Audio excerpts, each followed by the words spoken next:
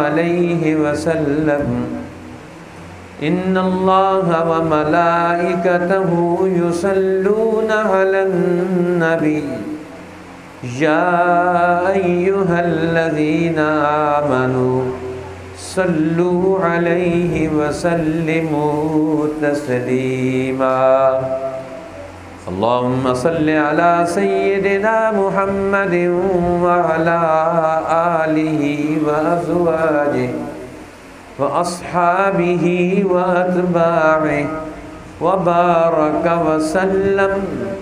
وسلم تسلیما کثیرا کثیرا۔ محترم حاضرین، انتہائی قابل احترام اس مجلس کے شریک ہمارے بزرگ لوگ، بڑی عمر کے لوگ،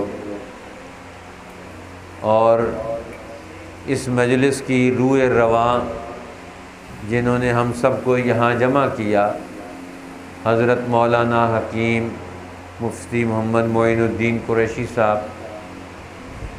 اور برادر محترم حضرت مولانا قاضی محمد طیب صاحب، اور آپ سب احباب اور ہمارے ادارہ تعلیمات شرعیہ کے طلباء، یہ بڑی خوشی کا مقام ہے کہ اللہ جل شانہ نے ہمیں یہاں آج اس بابرکت رات میں، جمعے کی رات میں، اپنے دین کی نسبت سے، اپنے پیغمبر کی محبت کی نسبت سے اس ماہ مبارک ربیع الاول میں جمع ہونے کا موقع عطا فرمایا ہے۔ یہ رات بھی بڑی مقدس ہے، بڑی بابرکت رات ہوتی ہے، جمعے کی رات۔ نبی اکرم صلی اللہ علیہ وسلم نے جمعے کی رات اور جمعے کے دن کے بڑے فضائل بیان فرمائے ہیں۔ اللہ جل شانہ نے اس امت کو جو سب سے بڑی فضیلت عطا فرمائی ہے، بڑی فضیلتوں میں سے ایک فضیلت وہ جمعے کی فضیلت بھی ہے کہ ہمیں اللہ نے جمعے کا دن عطا فرمایا۔ یہ جمعے کا دن اور جمعے کی رات بڑی برکت والی ہوتی۔ حضرت یعقوب علیہ السلام، ان کے بیٹوں نے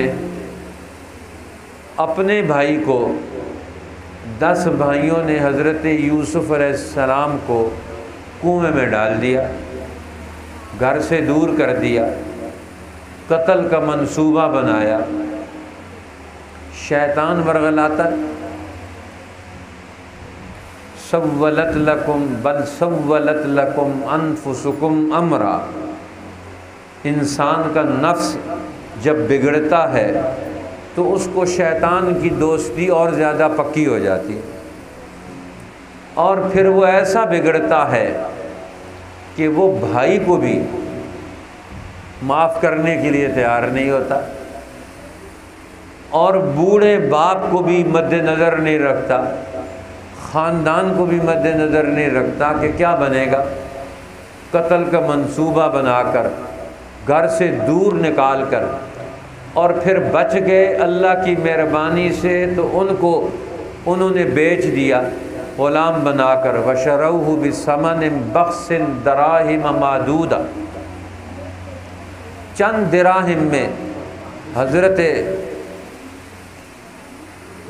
یوسف علیہ السلام کو چھوٹے بھائی اور بچے ان کو بھیج دیا۔ اب دیکھو کتنے بڑے جرائم وجود میں آ گئے، کتنی بڑی کوتاہی سرزد ہو گئی۔ ایک بھائی کو نقصان پہنچا رہے ہیں جس کو اللہ نے مستقبل میں نبی بنانا ہے۔ ایک والد جو اللہ کے جلیل القدر نبی اور پیغمبر ہے، وہ کتنی پریشانی میں 30 سال انہوں نے غم آنکھوں میں کاٹا، اپنے بیٹے کے غم بھی اور آنے والے ابراہیم علیہ السلام کی نسل کی وراثت کا بھی غم تھا کہ میں تو اپنے اس بیٹے کی پیشانی میں ابراہیم علیہ السلام کے دین اور ابراہیم علیہ السلام اور اسحاق علیہ السلام کی وراثت دیکھ رہا تھا۔ وہ میرا بچہ گم ہو گیا کہ جو اگلے دور کا وارث بنے گا اور اگلے دور کا امام بنے گا، اگلے دور کا رہنما بنے گا۔ افسوس کر رہے ہیں۔ اب 30 سال کے قریب پہنچنے کے بعد اللہ نے پھر خاندان کو ملایا۔ کتنا بڑا امتحان ہے۔ 30 سال کا دور گزر گیا اور 30 سال کے بعد یہ جو مشقتوں کا دور یعقوب علیہ السلام نے گزارا، ان مشقتوں کا اثر، وہ دعائیں ان کی وہ رنگ لائیں۔ اللہ نے یوسف علیہ السلام کو ایسا محفوظ بنا کر، اللہ کے نبیوں کی دعائیں بڑی تاثیر رکھتی، دعائیں مانگ رہے ہیں، غیب سے دعائیں ان کے حق میں چل رہی ہیں۔ سارا خاندان مایوس ہو گیا کہ وہ مر گئے، ختم ہو گئے، نام ہی نہیں، پتہ ہی نہیں۔ مکہ میں پتہ کرا لیا، عرب میں پتہ کرا لیا، افریقہ میں پتہ کرا لیا، عراق میں پتہ کرا لیا، مصر میں پتہ کرا لیا، پھر بھی پتہ نہیں چلا۔ اب دعائیں چل رہی ہیں اور حفاظت بھی چل رہی ہے۔ اللہ نے یوسف علیہ السلام کو بچپن سے اٹھایا اور اٹھا کر جیل کی کوٹھریوں سے گزارتے ہوئے مصر کے عظیم ترین منصب تک پہنچا کر پوری مصر کی قوم کا امام اور رہنما بنا دیا۔ اللہ نے یہ واقعہ نبی اکرم محمد الرسول اللہ صلی اللہ علیہ وسلم کو بھی سنایا۔ قرآن پاک میں یہ واقعہ سنایا، سورہ یوسف میں یوسف علیہ السلام کا ذکر قرآن پاک میں، ایک تو سورہ یوسف پوری یہی نازل ہوئی، اور دوسرا سورہ مومن کے اندر بھی اللہ نے یوسف علیہ السلام کا ذکر کیا، اور تیسرا سورہ انعام کے اندر بھی ان کا ذکر کیا۔ 3 جگہوں پر ذکر موجود ہے۔ اللہ جل شانہ نے فرمایا نحن نقص علیک احسن القصص، ہم آپ کو بہترین خوبصورت واقعہ سناتے ہیں۔ اب یہ خوبصورت واقعہ کیا ہے؟ نحن نقص علیک احسن القصص بما اوحینا الیک ھذا القرآن، جو ہم نے آپ پر یہ قرآن وحی بھیجی ہے، یہ بہترین واقعہ آپ کو سناتے ہیں۔ اب یہ واقعہ کیوں سنایا؟ کہ جو حالات یوسف علیہ السلام کو وہاں پیش آئے، رسول اللہ کو بتایا جا رہا ہے یہی سارے حالات آپ کے ساتھ بھی گزریں گے، جو نتیجہ ان کا نکلا ہے وہی نتیجہ آپ کا بھی نکلے گا۔ تو اب رسول اللہ صلی اللہ علیہ وسلم فوراً سمجھ گئے یہ سورت اترنے کے بعد اب میرے ساتھ میرے مکہ کے بھائی کیا کریں گے، اب میرے ساتھ میرے رشتہ دار کیا کریں گے۔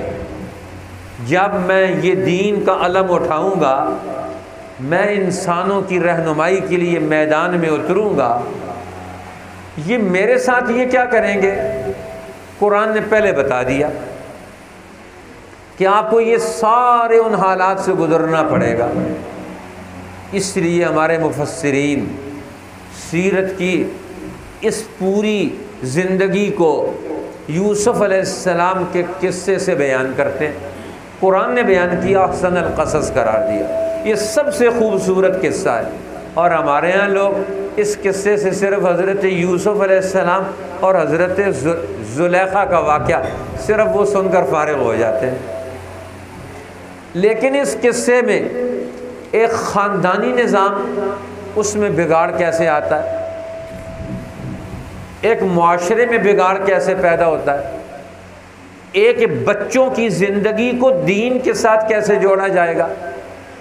جس طرح بگڑے ہوئے لوگ جو غلط کام کر گزرے تو ان کو واپس ان کے اصل ڈائریکشن پر کیسے لایا جائے گا، یہ ساری باتیں قرآن سمجھاتا ہے۔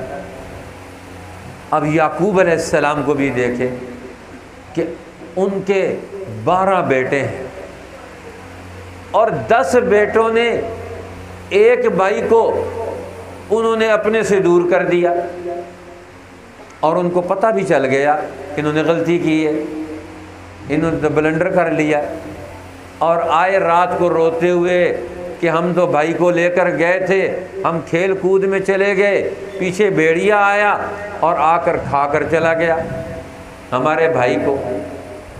اور نشانی کے طور پر وہ قمیص لے کر آئے۔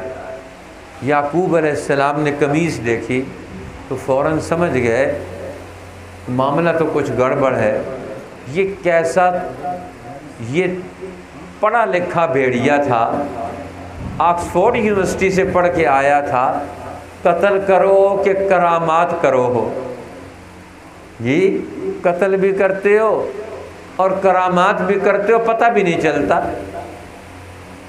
انہوں نے قتل کر رہا منصوبہ بنا لیا لیکن پھنس گئے۔ لیکن یعقوب علیہ السلام اپنے گھر اور خاندان کو بھی دیکھ رہے ہیں اور اللہ کی حکمت کو بھی دیکھ رہے ہیں، ادھر حالات کو بھی دیکھ رہے ہیں، مستقبل کے اس وعدے کو بھی دیکھ رہے ہیں۔ اس لیے اتنا جملہ کہا، صبر جمیل، بل سولت لکم انفسکم امرا فصبر جمیل، یہ منصوبہ تمہارے نفسوں نے گھڑ لیا ہے، میں تو اس پر صبر کروں گا۔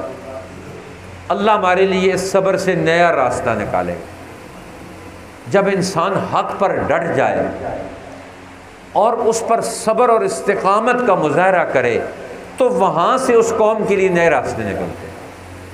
اب دیکھو یہ مشکل آئی، اس مشکل سے کنعان سے اللہ نے ان کو اٹھایا اور مصر میں پہنچا دیا۔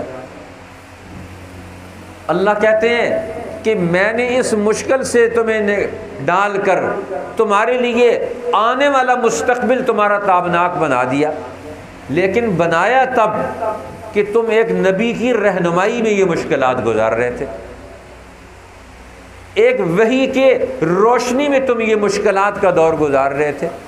یعقوب علیہ السلام ان کی رہنمائی میں، جب کوئی قوم نبی کی رہنمائی میں آ جاتی ہے تو پھر وہ قوم ترقی کرتی ہے۔ اب نبی تو نہیں آئیں گے، اب نبیوں کے جانشین، ان کے علم اور حکمت کے وارثین آئیں گے۔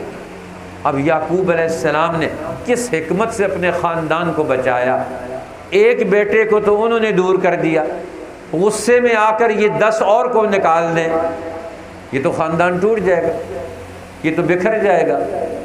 یہ یہاں سے نکلیں گے اب تو یعقوب علیہ السلام کی رہنمائی میں، تو فرمایا غصے میں کام نہیں کرنا کوئی بھی۔ فوراً اپنے آپ کو سنبھال لیا یعقوب علیہ السلام نے، فرمایا غصے میں کام نہیں کرنا۔ یہی حال تھا رسول اللہ صلی اللہ علیہ وسلم کا۔ طائف والے پتھر مار رہے ہیں، تیش بھی دلا رہے ہیں، غصہ بھی دلا رہے ہیں، خون بھی بہہ رہا ہے، اور جب ہاتھ اٹھا کر، جھولی اٹھا کر اللہ کی بارگاہ میں دعا مانگتے ہیں، اللہ کے پیغمبر جبرائیل امین فوراً آ جاتے ہیں اور فوراً آ کر عرض کرتے ہیں، یا رسول اللہ، یہ ملک الجبال، پہاڑوں کا فرشتہ ہے، حاضر ہے، طاقت آپ کے پاس آ گئی، قوت آپ کے پاس آ گئی، آپ فیصلہ کر سکتے ہیں طائف والوں کا، آپ جو آرڈر کریں گے یہ مانے گا۔ اس نے سلام کیا۔ اللہ کے پیغمبر کی مجلس میں آ کر سلام کرنا، پیغمبر جہاں جاتے ہیں وہ بھی سلام کرتے ہیں، پیغمبر کی مجلس میں جو آتا ہے وہ بھی سلام کر کے آتا ہے، اس لیے سلام بھی پیغمبر کی سنت ہے۔ صحابی کہتے ہیں کہ کبھی ایسا نہیں ہوا کہ ہم رسول اللہ سے ملے ہوں اور سلام میں ہم پہل کر چکے ہوں، ہمیشہ رسول اللہ نے سلام میں پہل کی۔ آج ہم کہتے ہیں دوسرا ہمیں سلام کرے، رسول اللہ سے کوئی بڑا ہو سکتا ہے، لیکن ہم کس کے انتظار میں دوسرا ہمیں سلام کرے؟ اور اللہ کے پیغمبر سب سے بڑے ہو کر کائنات میں اللہ کے بعد رتبہ انہی کا ہے، یہ کہ بعد از خدا ساری تعریفوں کا حاصل۔ شاہ عبدالعزیز محدث دہلوی فرماتے ہیں بعد از خدا بزرگ تو یہ قصہ مختصر قصہ ہے۔ خدا کے بعد کسی کی شان ہے، خدا کے بعد کسی کا مقام ہے، خدا کے بعد کسی کی عظمت ہے، خدا کے بعد کسی کا مرتبہ اور جلال اور شان ہے، تو فرمایا وہ بعد از خدا بزرگ تو یہ قصہ مختصر، آپ سے بڑا کون ہو سکتا ہے؟ لیکن امت کی قدر کتنی، رسول اللہ کے آپ کے دل و دماغ میں دوسروں کی قدر کتنی ہے؟ آج ہم نام آپ کا لیتے ہیں، ہمارے دل و دماغ میں دوسروں کی کتنی قدر ہے؟ یہ ماہ مبارک آئے ربیع الاول، ہمارے اندر ہر ایک کی قدر پیدا ہو جائے۔ یہ سبق ہم نے لینا ہے اس ماہ مبارک سے، ہم نے یہ سبق لینا ہے اس مجلس سے، ہم نے یہ سبق لینا ہے رسول اللہ کی سیرت سے کہ ہمارے اندر ہر ایک کی قدر پیدا ہو جائے۔ کوئی آدمی غفلت میں گناہ کر رہا ہے، کوئی آدمی شیطان کے بہکاوے میں گناہ کر رہا ہے، لیکن ہم نے اسے چھوڑنا نہیں ہے، یہ نبیوں کا طریقہ ہے۔ آج ہم دشمنی پر اتر آتے ہیں، فوراً دشمنی پر اتر آتے ہیں، کہتے ہیں انتقام لینا، بدلہ لینا ہے۔ مسلمان پہلا درجہ اس کا کیا ہے؟ فرمایا ملک الجبال، کہنے لگا یا رسول اللہ سلام کیا کر، السلام علیکم یا سلام، ملک الجبال ہوں، سارے پہاڑ میرے قبضے میں ہیں، جو حکم دیں گے آپ کے حکم کی تعمیل ہوگی۔ جنہوں نے پتھر مارے ہیں، لہو لہان کیا ہے، گالیاں دی ہیں، طائف کے میدان کا حال ہم پڑھ نہیں سکتے ہیں، دل پسیج جاتا ہے۔ سارا دن رسول اللہ کو طائف کے سرداروں نے طائف کے نوجوانوں کو رسول اللہ کے پیچھے لگا دیا، پیچھے سے تالیاں بجاتے ہیں، ہوٹنگ کرتے ہیں، جملے کستے ہیں۔ اللہ کے جب اس سے فارغ ہوئے تو پتھر لے کر پتھر مارتے ہیں، پنڈلیاں زخمی ہو گئی، پاؤں چمٹ گئے، بیٹھتے ہیں تو بیٹھنے نہیں دیتے، اٹھا کر پھر کھڑا کر دیتے، یہاں تک کہ اتنا ظلم کیا طائف والوں نے اور طائف کے سرداروں نے نوجوانوں کو بھڑکا کر رسول اللہ کے خلاف اتنا کھڑا کر دیا کہ مکہ کے سردار جو رسول اللہ کے مقابلے میں کھڑے تھے ان کے باغ طائف میں تھے۔ شیبہ اور ربیعہ، یہ دو بڑے سردار جو ساری زندگی مخالفت میں رہے اور بدر کے میدان میں مارے گئے، مقابلے میں آ کر مارے گئے۔ ان کا بیٹا حذیفہ مسلمان ہو گیا، بیٹا رسول اللہ کی طرف ہے، باپ اور چچا ابو جہل اور یہ سرداران قریش میدان میں ہے۔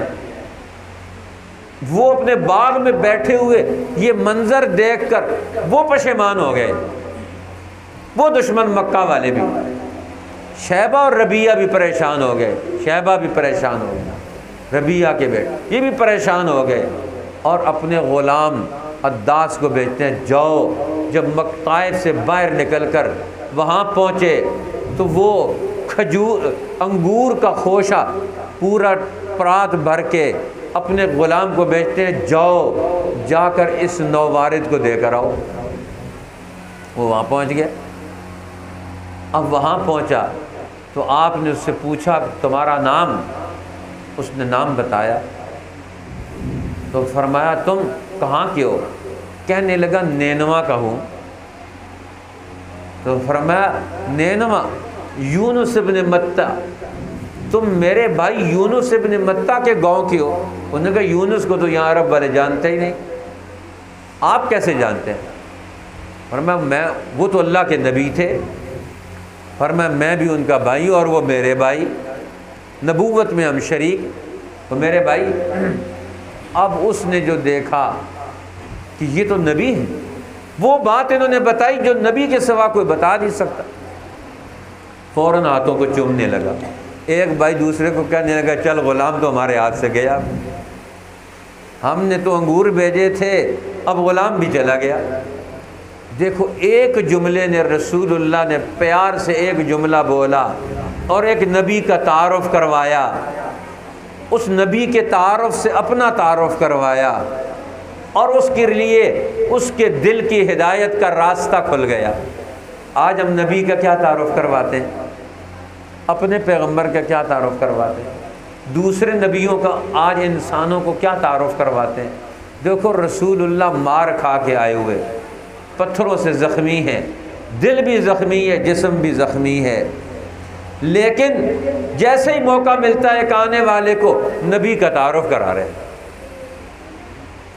گاؤں کا پتہ پوچھا، گاؤں کے پتے سے نبی کا پتہ بتا رہے، اور نبی کے پتے سے اپنا پتہ بتا رہے ہیں۔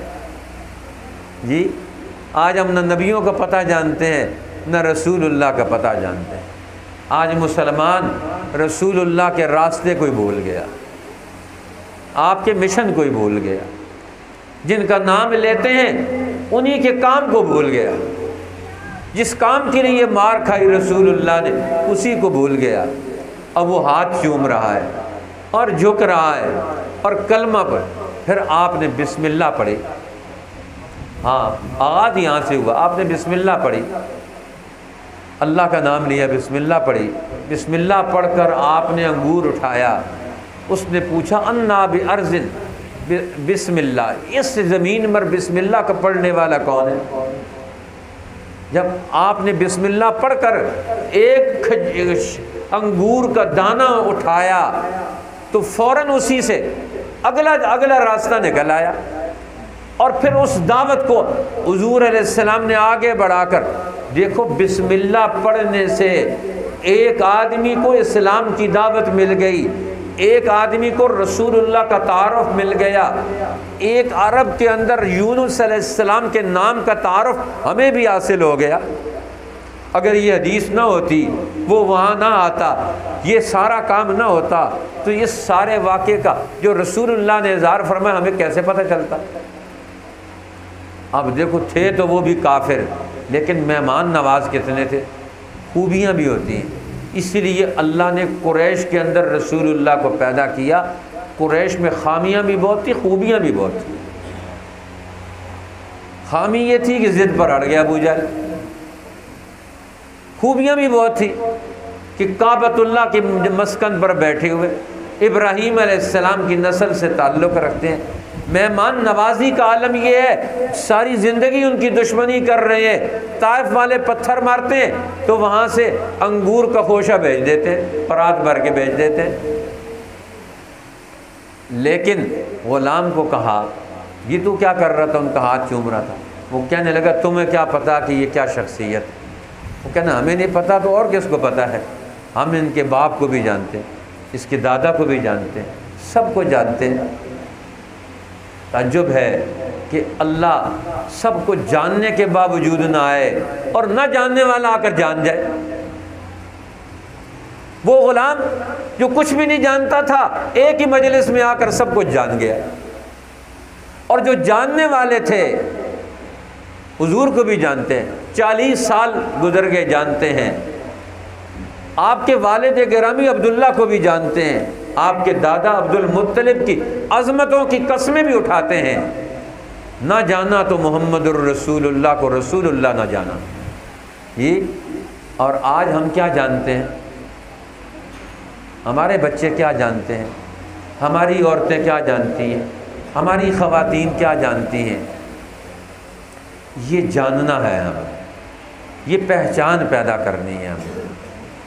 اس لیے اللہ کے پیغمبر ملک الجبال سلام کر کے کہتا ہے حضور حکم دیں طائف کے پہاڑوں کو اٹھاؤں گا اور چکی کے پاٹ جس طرح چلتے ہیں دانہ پس جاتا ہے، طائف والوں کو ایسا پیس کے رکھ دوں گا۔ جی جو انہوں نے آپ کے ساتھ کیا ہے، جو آپ کے ساتھ انہوں نے رویہ برتا ہے، جو ظلم کیا ہے، آپ اجازت دے کے دیکھیں۔